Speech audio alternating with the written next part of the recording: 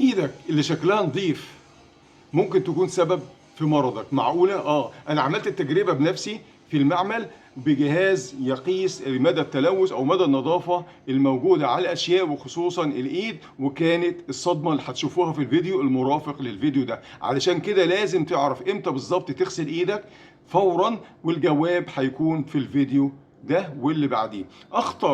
اخطر ست مواقف لازم تغسل ايدك فيهم، لازم تعرفهم كلهم كويس جدا جدا. اول ما تدخل البيت لانك جايب معاك ميكروبات وفيروسات جايه منين؟ لاننا بنفتح ابواب المقبض بتاع الباب، كم واحد ماسكه قبليه؟ السلالم ماشي بسند على الترابزين، كم واحد مسك الترابزين ده قبليه؟ المواصلات العامه بحتك بايه وبسلم على مين وبلبس ايه وبعمل ايه؟ ومن السلام على اليد على ناس كتير ومن مسك الفلوس، بنمسك فلوس في ايدينا، الفلوس دي مليانه بلاوي، مليانه كائنات حيه دقيقه، بلاوي جدا جدا جدا، وهنعمل لها فيديو خاص بيها. وكمان قبل ما تبوس الاطفال الصغيره، يعني دخلت البيت عندي اطفال صغيره بتجري عليا، قبل ما اسلم عليهم وقبل ما اخدهم في حضني واسلم عليهم وابصهم لازم يكون ايدي مغسوله. ليه بقى؟ لان مناعتهم ضعيفه جدا، وانت ممكن كده تنقل لهم فيروسات وبكتيريا من غير ما تحس. طب ايه تاني بعد ما تسلم على الناس او تمسك فلوس؟ لان فلوس المصافحه من اسهل طرق العدوى انتقالا. طب ايه تاني؟ قبل وبعد تحضير الاكل، لانك بتتعامل مع اطعمه ممكن تبوظ الطعام ده بسرعه، ولو في ايدك فيها بكتيريا زي الايكولاي او السالمونيلا او غيره.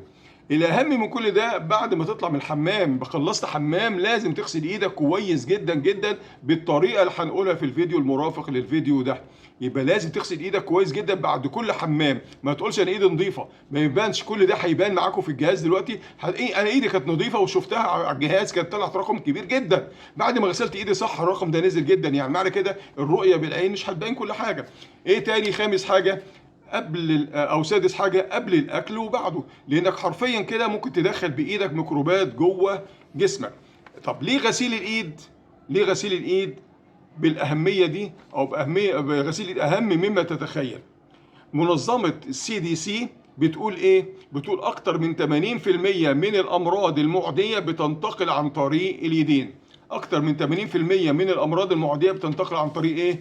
الايدين. والمشكله ان احنا بنلمس وشنا اكتر من 16 مره في الساعه. دي دراسات، يعني انا مش ما عدتش، بس دي دراسات منشوره ان احنا بنلمس وشنا، يعني العين والفم والانف، اكتر من 16 مره في الساعه. يعني لو ايدك كانت ملوثه الجسم كله بيستقبل العدوى بسهوله جدا. عايزك تشوف التجربه دي بعينك، ما يفوتكش الفيديو اللي جاي ده. انا جربت بتقنيه الاي تي بي اللي بيقيس مدى التلوث والنظافه، وكانت النتيجه صادمه. غسلت ايدي بالطريقه الصحيحه وقست، وشوفوا النتيجه بنفسكم. خليكم معايا. اتكلمنا على تلوث الايد قبل كده، واتكلمنا ازاي نغسل ايدينا نظريا. النهارده ان شاء الله هنعمل العملي، هنشوف ايه مدى التلوث قبل غسيل الايد وبعد غسيل الايد. يعني هيبين فايده غسيل الايد بالماء والصابون بالطريقه الصح اللي زي قالها الخبراء. هناخد عينه من ايدينا وهنحاول نقيس فيها مدى التلوث الموجود، وفي الاخر هنغسل ايدينا بالماء والصابون كويس، وهنشوف التلوث الموجود عملي.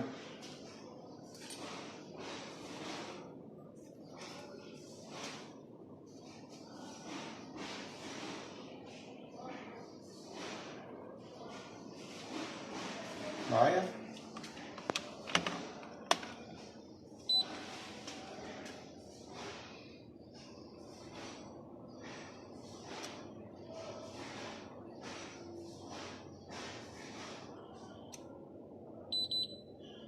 عندنا دراسه الرقم ده نحفظه 11353. هنغسل ايدينا، نطلع الاول الانبوبه. نغسل غسيل الايد زي ما قلنا قبل كده، بناخد شويه صابون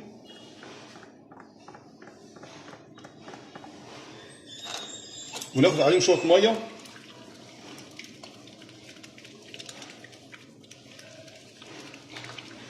طبعا زي ما قلنا غسيل الايد لمده 20 30 ثانيه. بندعك الايد كويس جدا وبنخلي الاصابع ونمسك الابهام كده، بنغسله ونغسل الايدين، كف الايد كده. وندعك حوالي 20 30 ثانيه. احنا بنتكلم على الطريقه الصح. وطبعا زي ما قلنا الضوافر بنغسل الضوافر من تحت كده،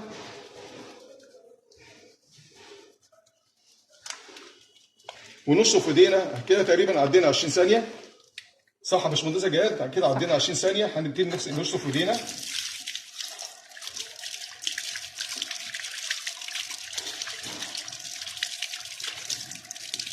وفي الاخر هنشوف الرقم هيطلع كام.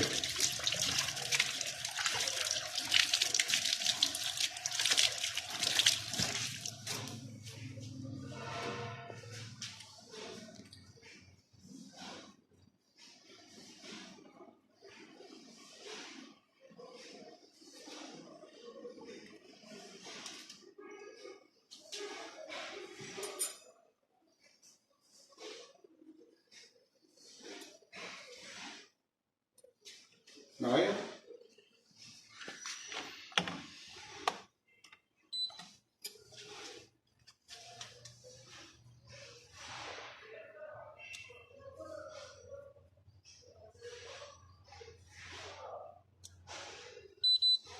الرقم طلع 1251. كنا الاول فاكرين كان 13000 وكسر. 11335. نزل ل 1251. وده الحد الادنى. يعني هو مش ما فيش حاجه اسمها صفر. يعني ده تقريبا انا غسلت ايدي صح، اتخلصت من حوالي 2300 او 2200 من الارقام التلوث الموجوده. وبكده يبقى عرفناكم طريقه غسيل الايد الصح وعملت ايه. بس كده.